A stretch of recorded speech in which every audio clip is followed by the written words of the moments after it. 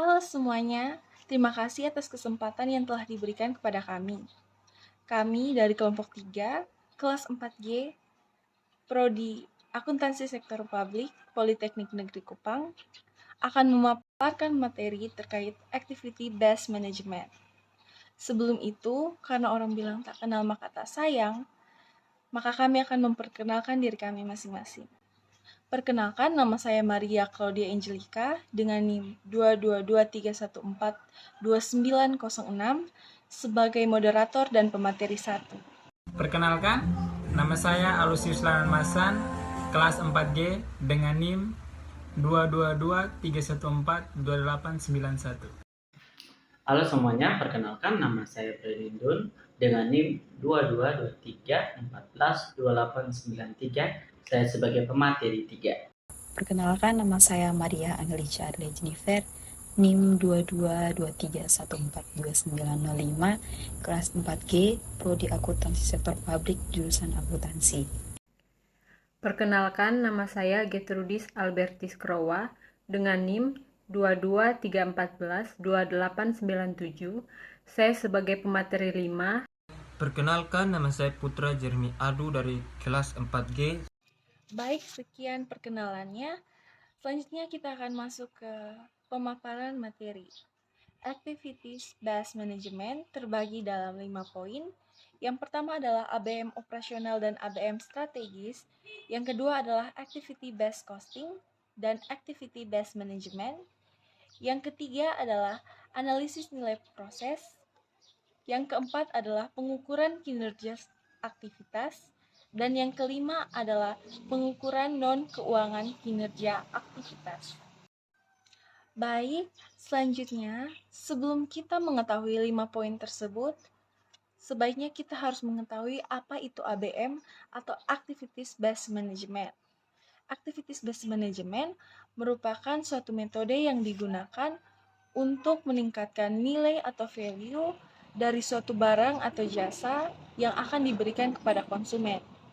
ABM sendiri bertujuan untuk meningkatkan profitabilitas dan meningkatkan daya saing sebuah perusahaan. ABM mengandalkan activities based costing sebagai sumber informasinya. Sementara fokus perhatiannya adalah efektivitas dan efisiensi dari aktivitas serta proses kunci bisnis. Penggunaan ABM sendiri akan memberikan manfaat bagi bisnis melalui proses perbaikan, pengurangan biaya, atau penciptaan nilai bagi konsumen dengan mengidentifikasi sumber daya yang dikeluarkan untuk konsumen. ABM membantu manajemen berfokus pada faktor-faktor sukses perusahaan yang penting dan membawa pada keunggulan sebuah perusahaan. Baik teman-teman, setelah kita mengetahui apa itu Activities Based Management, kita masuk pada poin yang pertama. Poin yang pertama adalah ABM operasional dan ABM strategis. Aplikasi ABM dibagi menjadi dua, yaitu ABM operasional dan ABM strategis. ABM operasional sendiri mengarahkan pada efisiensi operasi, utilitas aset, dan penggunaan biaya yang lebih rendah. Berfokus pada mengerjakan sesuatu dengan benar dan melakukan aktivitas dengan efisien. Aplikasi ABM menggunakan teknik-teknik manajemen seperti manajemen aktivitas, perekayasaan proses bisnis, TQM, dan pengukuran kinerja. ABM strategi sendiri mengarahkan manajemen untuk mendapatkan manfaat dari model biaya melalui pengendalian biaya dan pembuatan keputusan untuk produk individual, layanan, dan konsumen. ABM strategis bekerja melalui pengubahan kombinasi aktivitas menjauhi aplikasi-aplikasi yang tidak menguntungkan sehingga pendapatan atau laba lebih besar daripada aktivitas yang dibutuhkan. ABM strategis memberikan petunjuk dalam pembuatan keputusan dalam hal-hal seperti berikut ini. Yang pertama, bauran produk dan penentuan harga. Yang kedua, hubungan dengan konsumen. Yang ketiga, hubungan dengan pemasok dan pemilih pemasok. Yang keempat, terkait dengan pendesainan produk dan pengembangan produk. Poin selanjutnya adalah activities based costing dan activities based management. Activities based costing merupakan suatu teknik untuk memahami biaya dan membatasi biaya yang digunakan dalam proses produksi untuk konsumen. Activities based costing sering disebut sebagai teknik untuk meningkatkan profitabilitas sebuah perusahaan.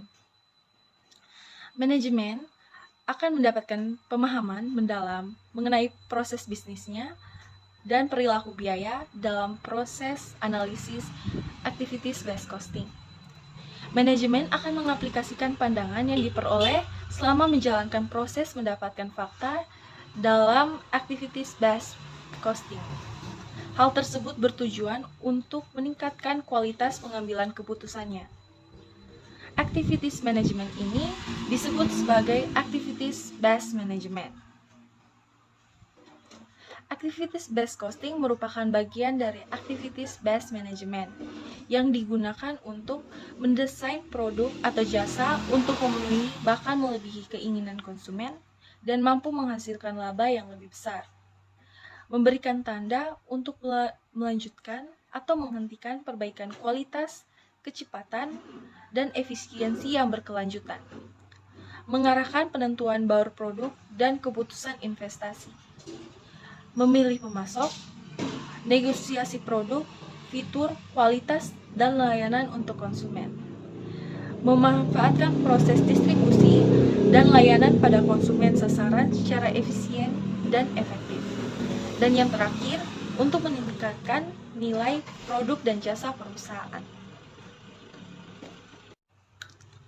Manajer harus dapat mengkombinasikan informasi mengenai pemicu biaya dan ketersediaan produk dan permintaan, mengenai informasi pemicu biaya dan yang dapat diperoleh dengan menggunakan metode ABC atau Activity Based Costing.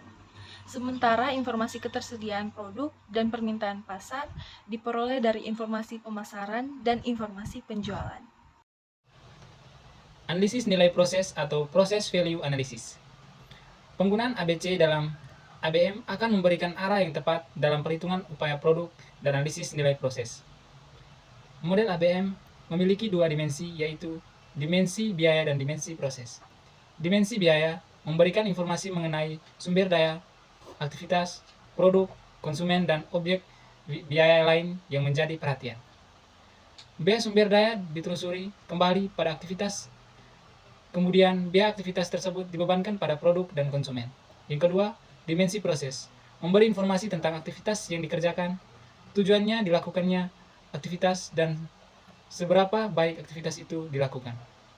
Dimensi ini memberikan kemampuan untuk melakukan dan mengukur perbaikan yang berkelanjutan.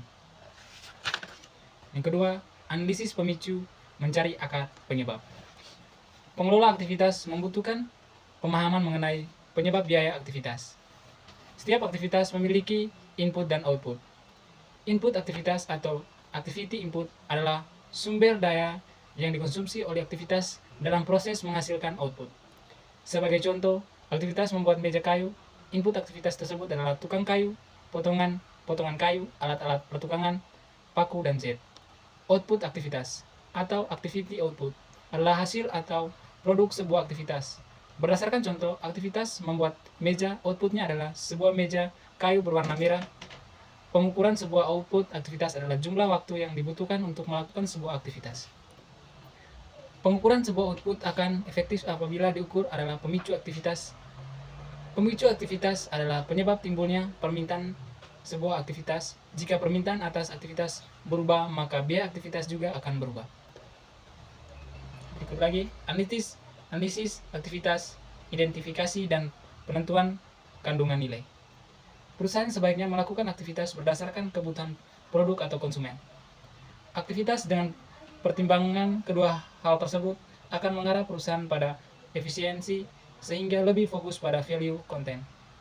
Perusahaan menjadi lebih kompetitif dibandingkan persaingannya. Oleh karena itu, manajemen harus mampu membedakan antara aktivitas yang memberi nilai tambah atau value added activities dan activities yang tidak memberi nilai tambah atau non-value added activities. Untuk tujuan tersebut, manajemen perlu menggunakan analisis aktivitas. Analisis aktivitas atau activity analysis adalah suatu analisis yang digunakan untuk mengidentifikasi dan menentukan kandungan nilai aktivitas. Umumnya, perusahaan melakukan aktivitas untuk alasan-alasan berikut. Yang pertama, memenuhi spesifik produk atau jasa untuk memuaskan keinginan konsumen. Yang kedua, menjaga keberlangsungan usaha perusahaan. Yang ketiga, menjanjikan manfaat bagi organisasi. Inti analisis nilai proses adalah analisis aktivitas. Yang pertama, aktivitas yang dilakukan, jumlah orang yang melakukan aktivitas, jumlah sumber daya, dan waktu yang digunakan untuk melaksanakan aktivitas. Yang terakhir, menentukan nilai aktivitas terhadap organisasi, termasuk rekomendasi untuk memilih dan mempertahankan hanya aktivitas yang bernilai tambah. Yang terakhir, analisis bernilai tambah dan tidak bernilai tambah. Penghilangan aktivitas yang tidak memberi value atau sedikit memberi value bagi konsumen akan berdampak pada pengurangan konsumsi sumber daya. Perusahaan menjadi lebih fokus pada aktivitas yang meningkatkan kepuasan konsumen. Dengan mengetahui nilai aktivitas karyawan, menjadi tahu bagaimana cara agar pekerjaannya dapat meningkatkan kepuasan konsumen. Jadi, manajemen dapat memberdayakan mereka dalam melakukan pengurangan aktivitas yang tidak bernilai tambah. Aktivitas bernilai tambah atau value added activities adalah aktivitas yang dapat meningkatkan proses produk atau jasa untuk konsumen. Aktivitas bernilai tambah merupakan aktivitas yang memenuhi hal-hal berikut. Yang satu, ada perubahan bentuk. Yang kedua, bentuk yang dihasilkan tidak diperoleh dari aktivitas sebelumnya. Yang ketiga, aktivitas lain menjadi dapat dilakukan. Yang keempat, aktivitas memenuhi permintaan atau harapan konsumen. Yang kelima, mendorong pembelian material dan komponen produk. Yang keenam, berkontribusi terhadap kepuasan konsumen. Yang ketujuh, salah satu langkah penting dalam proses bisnis. Yang kedelapan, untuk memecah atau menghilangkan masalah kualitas. Yang kesembilan, melakukan atas permintaan konsumen atau memuaskan mereka. Kita masuk ke materi selanjutnya yaitu strategi pengurangan biaya. Perusahaan harus melakukan perbaikan terhadap pengurangan biaya. Kompetitif menghendaki agar suatu bisnis dapat menghasilkan produk tepat waktu, sesuai keinginan konsumen dan dengan harga terendah yang paling masuk akal. Salah satu metode yang dapat digunakan adalah penentuan biaya Kaizen atau Kaizen costing. Nah, teman-teman, Kaizen sendiri adalah istilah dari bahasa Jepang yang artinya perbaikan berkelanjutan. Karakteristik umum Kaizen adalah yang pertama itu menginformasikan dan memotivasi manajer untuk pengurangan biaya dan bukan pada akurasi perhitungan biaya produksi. Yang kedua itu upaya dalam melakukan pengurangan biaya merupakan tanggung jawab dan kerja tim bukan individu. Yang ketiga itu frekuensi, bahkan secara bits per bits. Biaya produksi sesungguhnya dihitung, dibagikan, dan dianalisis oleh para pegawai di depan. Yang keempat itu informasi biaya yang dipergunakan oleh tim bersifat khusus, sesuai dengan kebutuhan dan lingkungan produksinya. Biasanya difokuskan pada bidang-bidang yang memiliki peluang pengurangan biaya paling tinggi. Yang kelima itu standar biaya selalu disesuaikan. Nah, hal tersebut bertujuan untuk merefleksikan pengurangan biaya di masa lalu dan target perbaikan di masa yang akan datang. Yang keenam itu yang terakhir, tim kerja bertanggung jawab untuk menghasilkan ide-ide pengurangan biaya. Mereka memiliki otoritas untuk menentukan investasi skala kecil dengan syarat dapat mendemonstrasikan pengembalian dari hasil pengurangan biaya. Analisis aktivitas menjadi elemen kunci dalam metode Kaizen. Analisis aktivitas ini dapat mengurangi biaya dengan 4 cara berikut. Yang pertama itu penghapusan aktivitas atau activity elimination. Cara ini dilakukan melalui penghapusan aktivitas yang tidak menghasilkan nilai tambah atau hanya sedikit memberi nilai tambah bagi produk, jasa atau konsumen dan tidak berdampak terhadap kelangsungan usaha perusahaan. Misalnya itu aktivitas inspeksi. Yang kedua itu penilaian aktivitas atau aktivitas selection. Nah, cara ini dilakukan untuk memilih aktivitas tertentu yang akan dijadikan suatu set aktivitas sesuai dengan strategi kompetitif yang digunakan perusahaan. Dan yang ketiga itu pengurangan aktivitas atau aktivitas reduction. Nah, cara ini dilakukan dengan mengurangi konsumen waktu atau sumber daya oleh aktivitas. Pendekatan ini dilakukan dengan tujuan untuk meningkatkan efisiensi aktivitas yang dibutuhkan atau menghilangkan aktivitas yang tidak bernilai tambah. Yang keempat itu aktivitas atau pembagian aktivitas. Aktivitas sharing atau cara ini dilakukan dengan melaksanakan aktivitas pada skala keekonomian. Pembagian aktivitas akan meningkatkan efisiensi aktivitas yang dibutuhkan. Nah, teman-teman, tujuan Kaizen sendiri sebenarnya adalah perbaikan proses-proses penting secara konstan sehingga biaya dapat dikurangi secara bertahap, termasuk lini produksi yang sudah matang atau sensitivitas harganya tinggi dan tidak memerlukan inovasi produk. Kita masuk ke materi selanjutnya, yaitu pengukuran kinerja aktivitas. Nah, informasi mengenai kinerja aktivitas dan proses yang telah dilakukan menjadi dasar dari upaya-upaya manajemen untuk meningkatkan kemampuan dalam memperoleh keuntungan. Nah, pengukuran kinerja aktivitas sendiri berpusat pada 3 dimensi, yaitu yang pertama itu efisiensi, yang kedua itu kualitas, dan yang ketiga itu waktu. Nah, efisiensi berfokus pada hubungan antara input aktivitas dan output aktivitas. Sebagai contoh, salah satu cara untuk meningkatkan efisiensi aktivitas adalah dengan memproduksi output aktivitas menggunakan biaya input yang lebih murah. Nah, teman-teman perlu diperhatikan bahwa kualitas konsentrasi dalam melakukan aktivitas. Dengan aktivitas cacat, maka aktivitas perlu diulang, sehingga pengulangan tersebut akan mengakibatkan biaya yang tidak perlu, sekaligus mengurangi efisiensi waktu yang dihabiskan. Nah, untuk melakukan aktivitas pertama dan pengulangan juga perlu mempertimbangkan. Semakin lama waktu yang digunakan, semakin banyak konsumsi sumber daya dan semakin rendah kemampuan untuk merespon permintaan konsumen. Nah, teman-teman, ukuran waktu itu menggunakan ukuran non-keuangan, sedangkan ukuran efisiensi dan kualitas itu menggunakan keduanya, itu ukuran keuangan dan ukuran non-keuangan. Materi selanjutnya itu laporan biaya bernilai tambah dan tidak bernilai tambah. Nah, teman-teman, pengurangan biaya tidak bernilai tambah itu merupakan salah satu cara untuk meningkatkan efisiensi aktivitas. Sistem akuntansi perusahaan harus dapat membedakan antara biaya bernilai tambah dan tidak bernilai tambah. Nah, teman-teman, untuk mengidentifikasi itu laporan bernilai tambah dan laporan tidak bernilai tambah itu dihitung dengan ukuran output untuk setiap aktivitas. Nah, hasil identifikasi ukuran output yang digunakan untuk menentukan jumlah standar setiap aktivitas. Biaya bernilai tambah dapat dihitung dengan formula berikut, yaitu biaya bernilai tambah sama dengan KS dikali HS. Sedangkan untuk biaya tidak bernilai tambah dapat dihitung dengan formula, yaitu biaya tidak bernilai tambah sama dengan KA dikurangi KS dikali HS. Nah, KS sendiri itu artinya kuantitas sesungguhnya output bernama nilai untuk sebuah aktivitas. HS itu harga standar per unit untuk ukuran output aktivitas, sedangkan untuk KA sendiri itu kuantitas aktual atau sesungguhnya output sesuai sebuah aktivitas yang digunakan jika sumber daya disediakan sebanyak yang dibutuhkan, atau jumlah sesungguhnya kapasitas aktivitas yang dimiliki jika sumber daya yang disediakan terlebih dahulu untuk digunakan. Nah, untuk perhitungan biaya bernilai tambah dan tidak bernilai tambah, teman-teman bisa lihat di paragraf 7.2. Di situ ada aktivitas, ada pemicu aktivitas, ada kuantitas standar, ada kuantitas sesungguhnya, dan harga standar. Untuk aktivitas sendiri itu ada 4, itu penggunaan mesin, pengerjaan ulang, pengesetan, dan penginspeksian. Pemicunya untuk penggunaan mesin itu dipicu dari jam produksi, untuk pengerjaan ulang itu jam pengerjaan ulang, dan untuk pengesetan itu jam pengesetan. Untuk penginspeksian itu jam penginspeksian. Untuk kuantitas standar sendiri itu hanya ada di jam produksi, yaitu 10.000.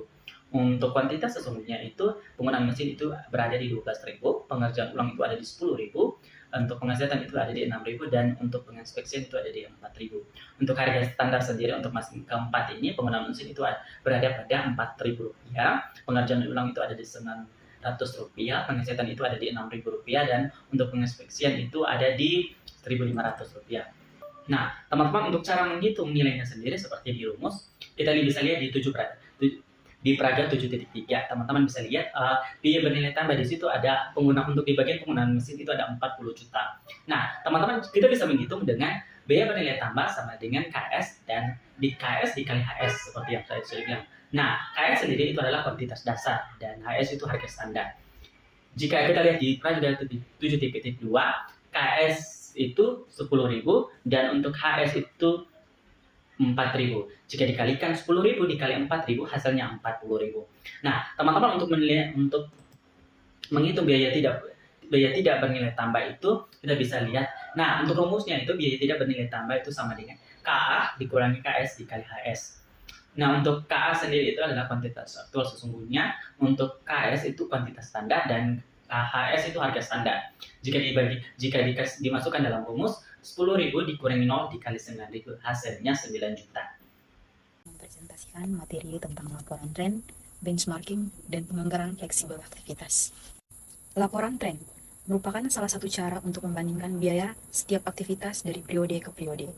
Tujuan perbaikan aktivitas adalah penggunaan biaya, sehingga akan terlihat penurunan biaya tidak bernilai berubah dari satu periode ke periode berikutnya.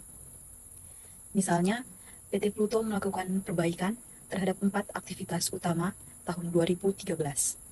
PT Pluto melakukan pendesainan ulang produk, pemeliharaan mesin terjadwal, pelatihan karyawan untuk tenaga kerja langsung pada proses perakitan, dan program evaluasi pemasok.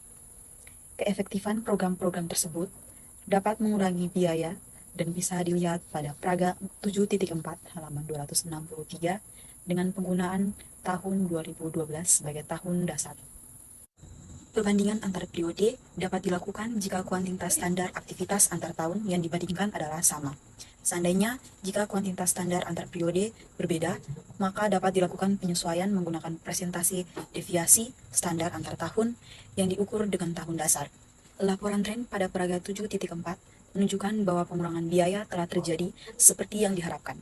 Lebih dari sepertiga biaya tidak bernilai tambah berhasil dikurangi. Masih tersedia banyak ruang untuk melakukan perbaikan aktivitas yang telah berhasil dilakukan sebelumnya. Pada tabel tersebut, terdapat 4 aktivitas biaya tidak bernilai tambah dari periode tahun 2012 dan 2013. Bagian pertama, terdapat aktivitas penggunaan mesin. Pada 2012, biaya tidak bernilai tambah yang dihasilkan sebesar 8 juta rupiah dan tahun 2013 sebesar 5 juta rupiah. Maka terjadi selisih yang menguntungkan sebesar 3 juta. Kemudian, terdapat aktivitas pengerjaan ulang. Pada 2012, biaya tidak bernilai tambah yang dihasilkan sebesar 9 juta dan tahun 2013 sebesar 4,5 juta. Maka terjadi selisih yang menguntungkan sebesar 4,5 juta. Begitu juga dengan aktivitas pengesetan dan inspeksi juga mengalami keuntungan dari selisih tahun periode 2012 dan 2013. Sehingga jika ditotalkan, semua biaya aktivitas pada tahun 2012 sebesar 59 juta dan pada tahun 2013 sebesar 36 juta 500 rupiah, dengan selisih menguntungkan sebesar 22 juta 500 rupiah. Melaporkan biaya tidak bernilai tambah tidak hanya mengungkapkan pengurangan biaya yang telah dilakukan, tetapi juga memberikan informasi bagi manajer terkait potensi pengurangan biaya yang masih dapat dilakukan. Standar aktivitas bernilai tambah dapat terus berubah seiring dengan penggunaan teknologi baru, desain baru, serta inovasi-inovasi yang dapat mengubah sifat aktivitas yang dilakukan. Aktivitas yang sebelumnya memberikan nilai tambah dapat menjadi aktivitas tidak bernilai tambah. Sebaliknya, aktivitas yang sebelumnya tidak bernilai tambah dapat menjadi aktivitas bernilai tambah.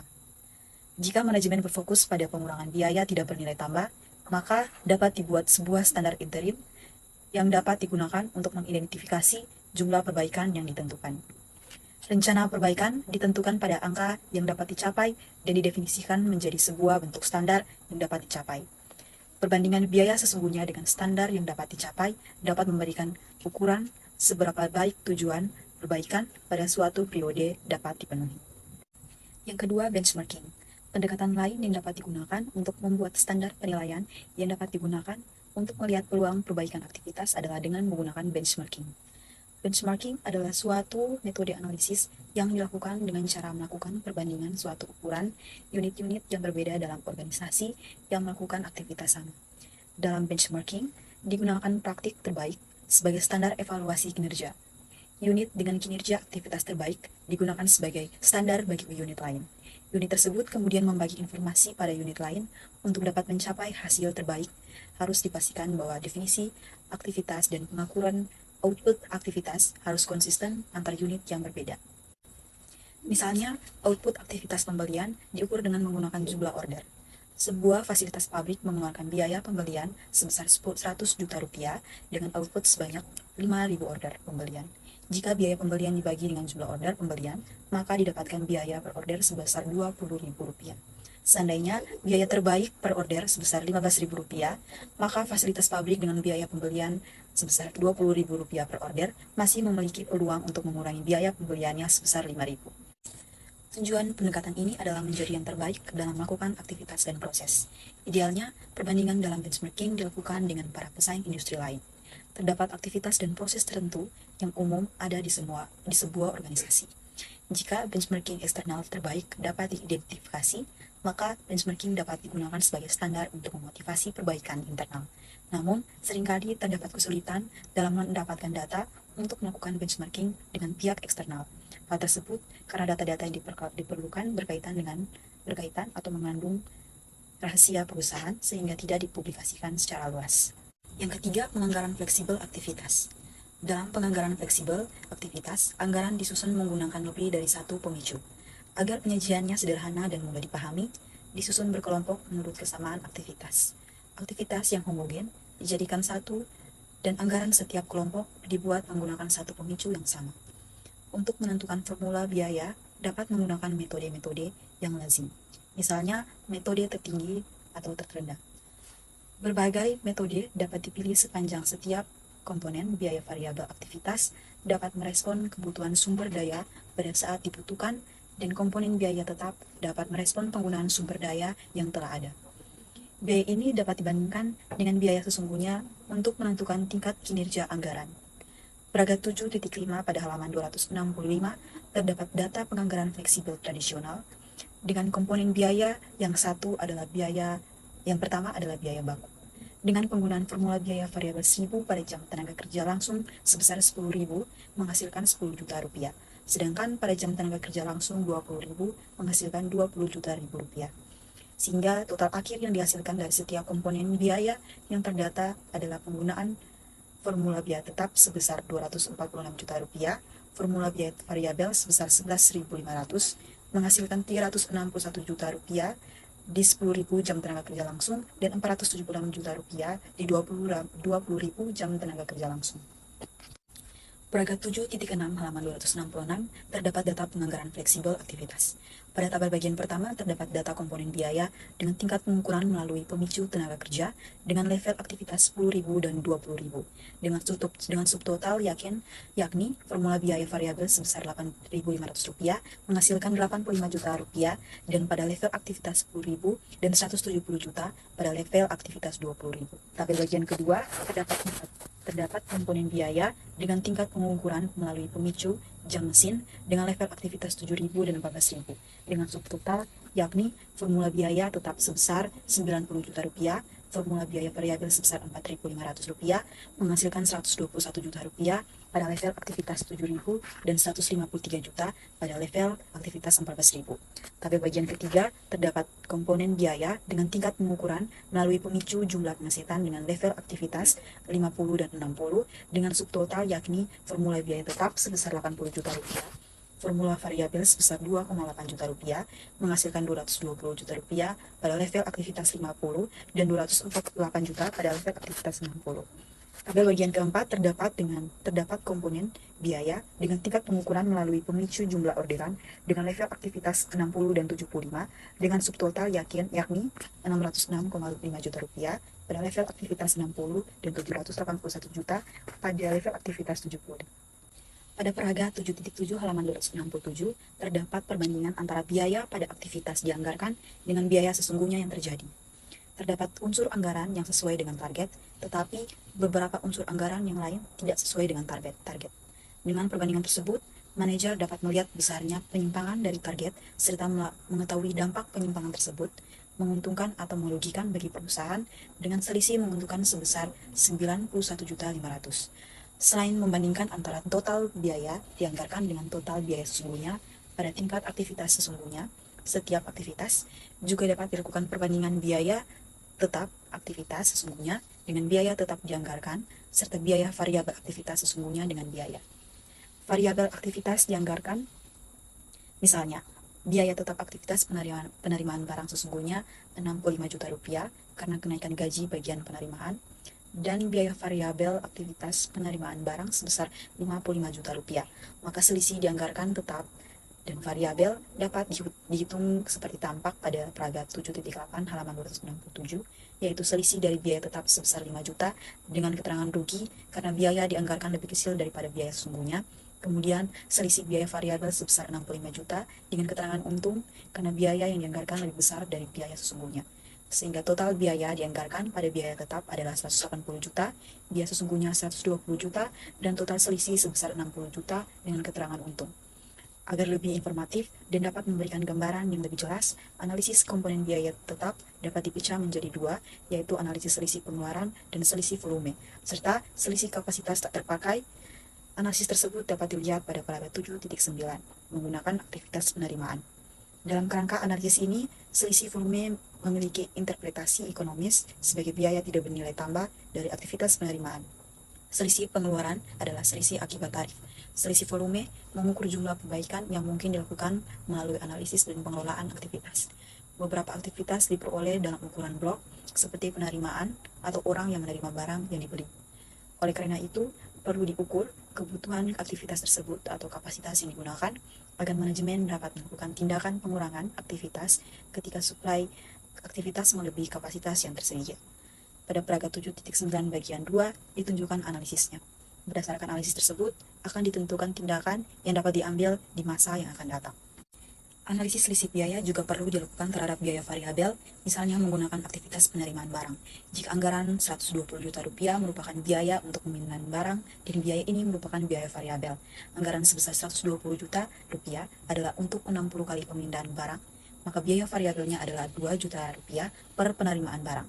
Sedangkan tarif biaya variabel adalah 916.667 rupiah per penerimaan, maka selisih anggaran aktivitas variabel dapat dibagi menjadi dua komponen, yaitu selisih pengeluaran variabel dan selisih efisiensi variabel. Pada komponen variabel, tidak ada selisih kapasitas, tidak digunakan karena sumber daya baru dapat didapatkan ketika dibutuhkan. Jumlah aktivitas digunakan selalu sama dengan jumlah aktivitas sesungguhnya. Praga 7.10 menunjukkan analisis selisih biaya aktivitas variabel. Materi berikut adalah Life Cycle Cost Budgeting. Siklus hidup produk atau product life cycle secara sederhana adalah jangka waktu sejak sebuah produk dikonsepkan sampai dengan produk tersebut dihentikan. Biaya siklus hidup atau life cycle cost adalah semua biaya yang berkaitan dengan seluruh siklus hidup sebuah produk, dimulai dari tahapan pengembangan seperti perencanaan, desain, dan pengujian, tahapan produksi seperti aktivitas pengubahan bentuk atau konversi, dan pendukung logistik seperti pengadvertasian, distribusi, garansi, dan servis. Di antara semua aktivitas pada siklus hidup produk, aktivitas pendesainan sangat menentukan biaya yang terjadi. Pada tahap pengembangan, produk biaya peluncuran produk dan biaya untuk mendapatkan konsumen sangat tinggi. Pada tahap ini, manajer harus melihat profitabilitas sebagai profitabilitas seumur hidup pada produk individual dan konsumen, bukannya profitabilitas dari tahun ke tahun. Jika profitabilitas dilihat secara tahun ke tahun, maka produk akan menjadi tidak menarik karena biaya yang sangat tinggi, sedangkan pendapatan masih cenderung rendah. Bisa dilihat pada gambar Praga 7.10, yaitu analisis selisih biaya aktivitas variabel. Di situ, biaya variabel sesungguhnya adalah sebesar 55 juta rupiah, biaya variabel dianggarkan 60 juta rupiah, biaya variabel standar 0 rupiah. Didapatkan selisih pengeluaran sebesar 5 juta rupiah dan selisih volume sebesar 60 juta rupiah, sehingga selisih anggaran total adalah sebesar 55 juta rupiah. Berikut bisa dilihat pada gambar Praga 7.11. Seperti terlihat pada Praga 7.11, kurang lebih 90% dari biaya produk terjadi pada tahapan pengembangan, sehingga sangat masuk akal jika manajemen memusatkan usahanya untuk mengurangi biaya produk pada tahapan ini. Peluang sebenarnya untuk mengurangi biaya produk berada pada tahap sebelum proses manufaktur dilakukan. Untuk itu, manajer perlu melakukan lebih banyak investasi pada aset pramanufaktur sehingga biaya siklus hidup produk secara keseluruhan menjadi lebih rendah. Untuk dapat memanfaatkan peluang pengurangan biaya produk dalam tahap pengembangan, ahli desain produk harus memiliki model biaya yang akurat, termasuk biaya untuk komponen-komponen yang unik, biaya untuk menjaga keberlangsungan produk atau produk sustaining, dan mereka harus bekerja berdasarkan penentuan biaya target atau target costing yang ketat. Biaya target adalah selisih antara harga jual produk untuk mendapatkan pangsa pasar yang diinginkan dengan laba per unit yang diinginkan. Inti penentuan biaya target adalah silogisme sederhana seperti berikut ini. 1. Biarkan pasar yang menentukan harga jual produk masa depan. 2. Berdasarkan harga jual tersebut, tentukan margin laba yang diinginkan perusahaan. Yang ketiga, sisa harga jual dikurangi margin laba adalah biaya target produk yang harus diproduksi. Misalnya, harga jual untuk produk kamera digital adalah Rp1.500.000 dengan pangsa pasar 10%. Manajer pemasaran mengindikasikan bahwa dengan menjual produk seharga Rp1.250.000 akan meningkatkan pangsa pasar menjadi 20%. Direktur perusahaan menginginkan laba per unit produk kamera sebesar Rp250.000. Biaya target untuk kamera digital dapat dihitung sebagai berikut. Biaya target sama dengan Rp1.250.000 dikurangi Rp250.000, sehingga biaya target didapat sebesar Rp1.000.000. Jika saat ini biaya produk per unit untuk produk kamera sebesar Rp1.200.000, maka pengurangan biaya untuk mencapai biaya target dan laba yang diinginkan sebesar Rp200.000. Rp200.000 didapat dari Rp1.200.000 dikurangi Rp1.000.000. Untuk mencapai target tersebut, manajemen harus memprogramkan pengurangan biaya melalui analisis dan pengelolaan aktivitas. Yang berikut adalah pengukuran non-keuangan kinerja aktivitas. Kinerja tidak selalu hanya dapat diukur dari aspek keuangannya saja. Dalam sistem akuntansi pertanggungjawaban akuntansi kontemporer, pengukuran non-keuangan untuk kinerja juga memiliki peran penting. Pada lingkungan bisnis tradisional yang relatif stabil, kinerja diukur dengan membandingkan antara hasil yang sesungguhnya dengan standar yang telah ditentukan sebelumnya. Salah satu cara untuk meningkatkan peran pekerja adalah pengukuran kinerja operasional. Pengukuran operasional berfokus pada ukuran fisik kinerja aktivitas. Para pekerja berkaitan langsung dengan ukuran-ukuran operasional. Ukuran pelaporan dapat direspon dengan lebih cepat sehingga meningkatkan efisiensi. Selain itu, ukuran kinerja operasional harus berkaitan dengan 3 dimensi kinerja aktivitas sebagai berikut, yaitu 1. Efisiensi, 2. Kualitas, dan yang ketiga adalah waktu. Pengukuran efisiensi. Kinerja efisiensi diukur dengan membandingkan antara output yang dihasilkan dengan input yang dipergunakan. Pada pengukuran kinerja operasional, lazimnya output untuk proses produksi diukur dalam satuan unit produksi. Satuan ukuran sangat tergantung pada aktivitas yang diukur. Ukuran aktivitas penerimaan, misalnya dapat diukur dengan banyaknya jumlah penerimaan. Tujuan pengukurannya adalah untuk meningkatkan produktivitas aktivitas penerimaan.